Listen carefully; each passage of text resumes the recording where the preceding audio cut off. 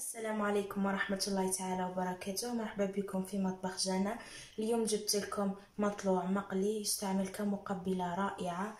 في وصفة اليوم رايحين نديرو سميد يكون رطب. انا درت بول واحد تاع شوربه خاطر الكميه رايحه تجيني بزاف. حندير نصف ملعقه خميره الخبز، ملعقه صغيره سكر. نلم الكل بما دافي.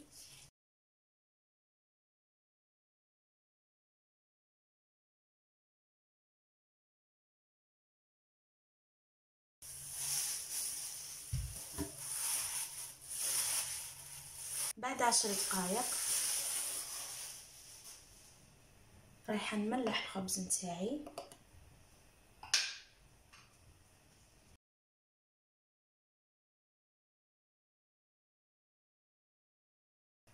رايحه نبدا الان نحل في المطلوع اللي خدمته.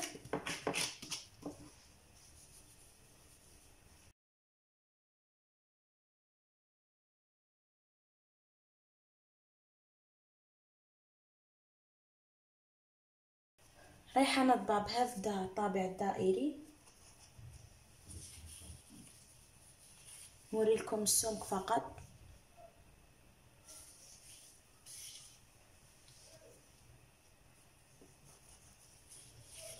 ونخليه حتى يخمر.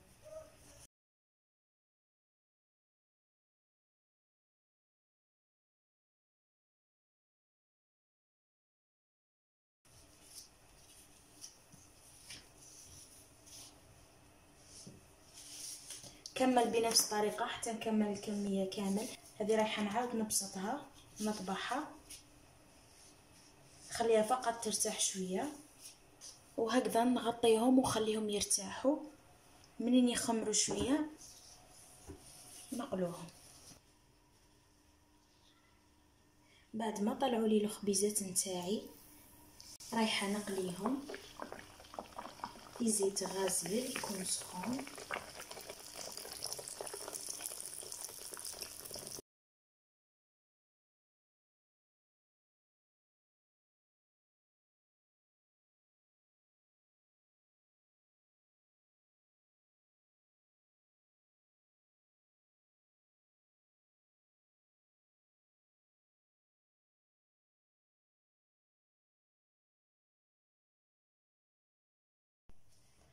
بعد ما طابوا لي الحبات نتاعي راكم تشوفوا فيهم يجوا منفوخين وما شاء الله.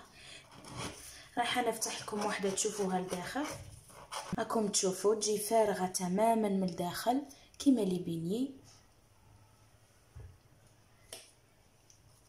الحشو اختياري، انا درت حشو تاع الدجاج بصل وثوم طوماطيش. اللي يحب يدير فيونداشي، اللي يحب يدير طون، اي حشو يخرج عليه. رايحه ندهن حبه نتاعي بشويه فرماج ثم الحشو.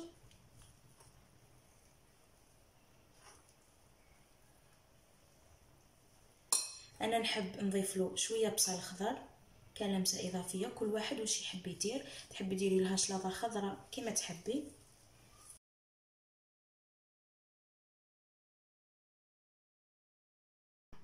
هذا هو المطلوع نتاعي بعد ما وجد. يجي كمقبله رائعه. انا هذه الكميه دارت لي 30 حبه. يجي زاكي بالبزاف. وكما قلت لكم الا تحبوهم شويه مقرمشين تنقصوا النار في الطياب. ما تنساوش مشاركه الفيديو الى عجبكم ومشاركه في القناه.